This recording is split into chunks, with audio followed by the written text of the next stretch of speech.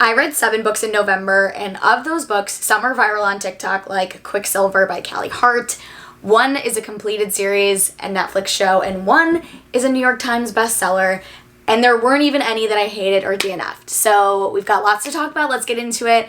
I hope you don't mind that I'm sitting on my bedroom floor because they are ripping up my street, and this is the only quiet place that I can fill. So Quicksilver is probably what everyone's here for, and that was the last book I read this past month.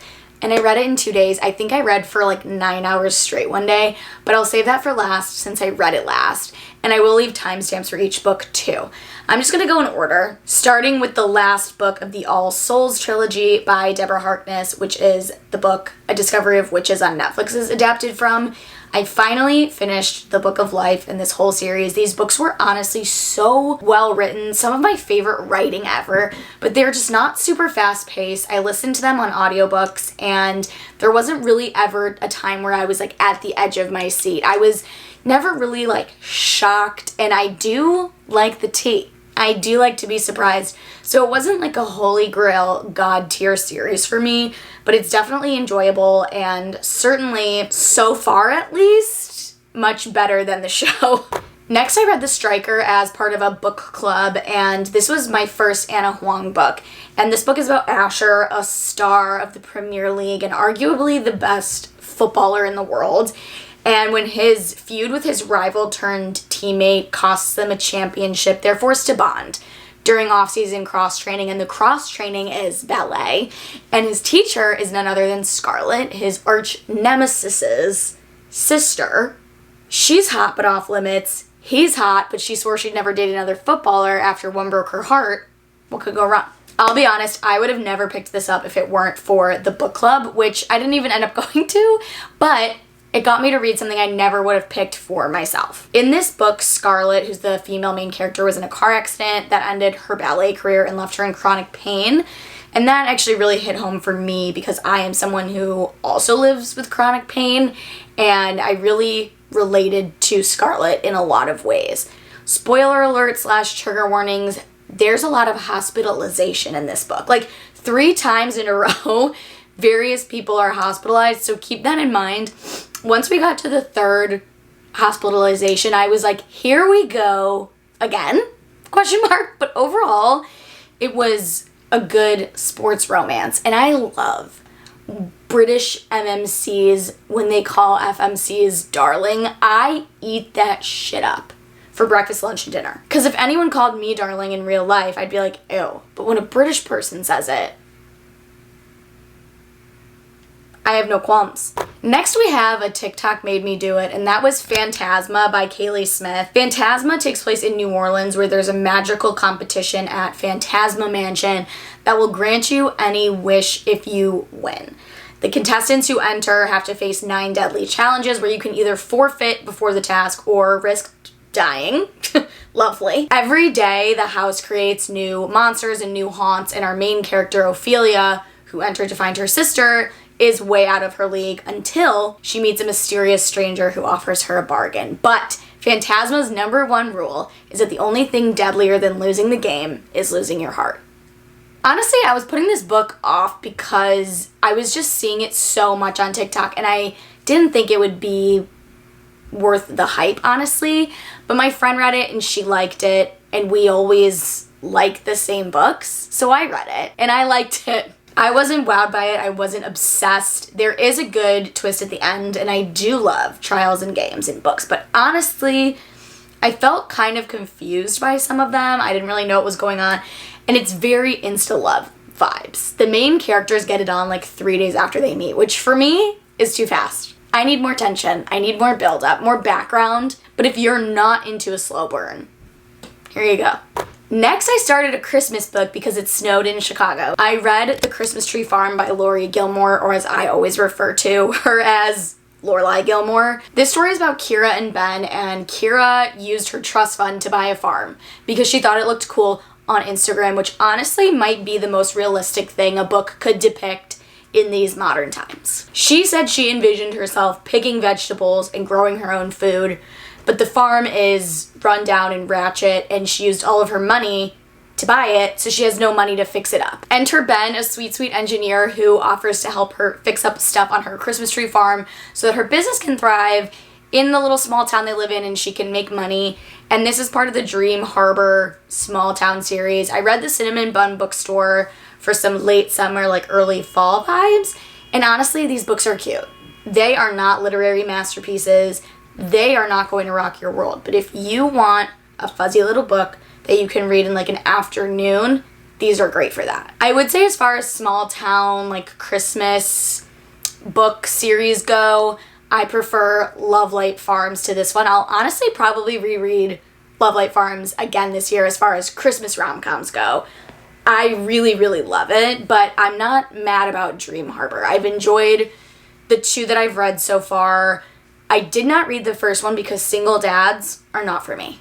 Next up, we have a New York Times bestseller, one of my personally most anticipated reads of this year, the 3rd book in the Crowns of Nyaxia series, The Songbird and the Heart of Stone by Carissa Broadbent. If you put a vampire book in front of me, I'm obsessed. I don't care if it's trash, it's my trash. Twilight really altered my brain chemistry at a very vulnerable age, and I simply can't deny my obsession with vampire romances. The Crowns of Nyaxia series is a series of duologies, if that makes sense. So this is the 3rd in the series, but the first of a duology following Misha, who has been sentenced to death for murdering the vampire prince and heir who turned her into a vampire when she was a human before. However, she is saved by Asar, who needs her to embark on a journey with him to the underworld to resurrect the god of death. So this book takes place in the underworld, and it has kind of a similar vibe as the Kajari from the first 2 books in terms of various trials. There are 5 sectors of the underworld that present various challenges, so it has that same kind of trial aspect. If I'm being honest, it felt like a fucking gauntlet. I'm not gonna lie, at some points I was like, we're still here. We're still in the underworld. I know it's a duology, but damn. The ending, though, was fantastic. I am sufficiently pissed off that I have to wait until whenever the next one comes out. It's also not as spicy as I remember Serpent and the Wings of Night being, but still a great vampire romance. Carissa Broadbent is an author that I will officially read anything from. I've read all of the Crowns of Nyaxia books and the 2 standalone novellas, Daughter of No Worlds, and I just love her books. This book wasn't my favorite, but I just don't think Carissa can do any wrong, and I will, of course, be foaming at the mouth waiting for the conclusion of Misha and Asar's story whenever that comes out.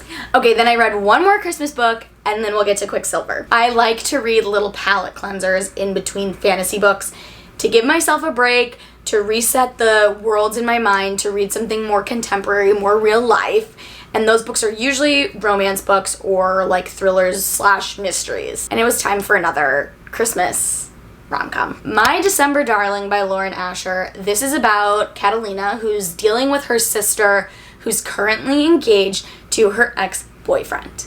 And the best man in the wedding is a doctor, Dr. Luke Darling.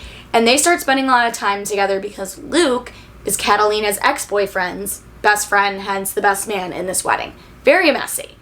But I will tell you, the way that I feel about vampire books is also the way I feel about doctor books. There's something about a doctor. I think I watched Grey's Anatomy at another pivotal mental developmental stage of my life.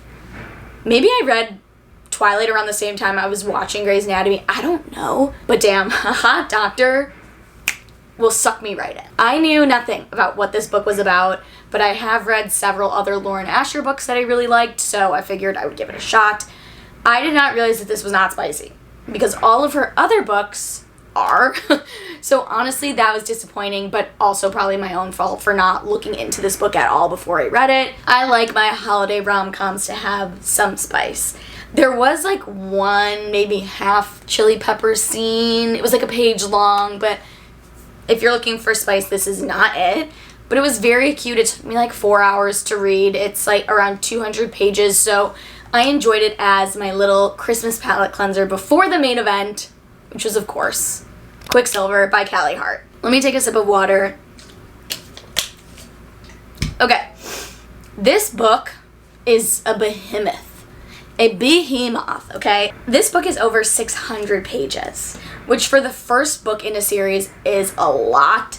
I really do think it could have been separated into 2 books, but let's like break down the whole story because I feel like the description gives absolutely no context to what this book is about. And this will be spoiler free, but I do think it's okay to go in sort of blind to the storyline. I didn't think it was that hard to follow. It's about a young woman who lives in a really poor ward of a society run by an evil queen.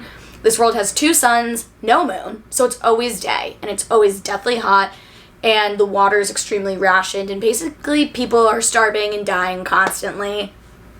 Great vibes, you know? Saris is the main female character, and she's kind of a street rat. She's like a thief and a rebel, and she finds herself transported into a different universe that has vampires, fae, magic, witches, you name it.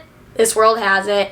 And she's the first human to show up in this world in like thousands of years. Some people say it's like ACOTAR. I could not disagree more. I don't think it's like ACOTAR just because it has fae and high fae, and like there is mention of like a winter palace and like an autumn court.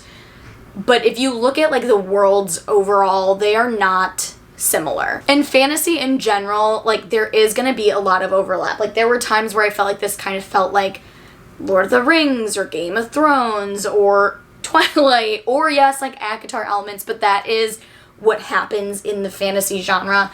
There is going to be overlap of some storylines and some like elements of magic. But I personally disagree with the like, oh, it's just ACOTAR in a different outfit. I don't really think that that's the case. At least not yet. I don't know where the story is going to progress, but with the information we have right now, I feel like it's different enough. As far as like characters go, I liked a lot of the side characters. FMC was not my favorite. She's pretty annoying, and to be honest, I was not obsessed with the MMC either. I'm sure that might change in future books, but like I liked him, but I wasn't like blown away by him. Also, the writing was tough. I'm not gonna lie, it was tough. In my opinion, villains have no business saying, you know, during their evil monologues. Villains in these books are like thousands of years old, right? They are not using the same slang that me and my sister are using to text each other. I can guarantee you that. So that honestly was kind of tough for me to get over. I do hope she gets a better editor for the rest of the series because I feel like it has a lot of potential. The world specifically is ripe with prophecies and gods, and for me, that's what I really yearn for in a fantasy because that means my brain can run wild with theories. And that's my favorite part of fantasy, is trying to piece together the puzzle and figure out what's going on. If you're into fantasy, I would honestly say it's a must read. I didn't expect to really even like it, but I was locked in. And there were times I rolled my eyes because the dialogue was so stupid and like embarrassing, but I have hopes that that will improve. And if it doesn't, I'm probably gonna keep reading it anyway. If you go into it and you're not like expecting it to be anything particular, if you're not expecting it to cure your ACOTAR hangover, if you're not expecting it to be like the next biggest fantasy on the internet, I think you'll enjoy it. I think if you hype it up too much, you're definitely going to be disappointed. So just go into it with like no expectations, and I thought it was like a fun ride. There's also dragons.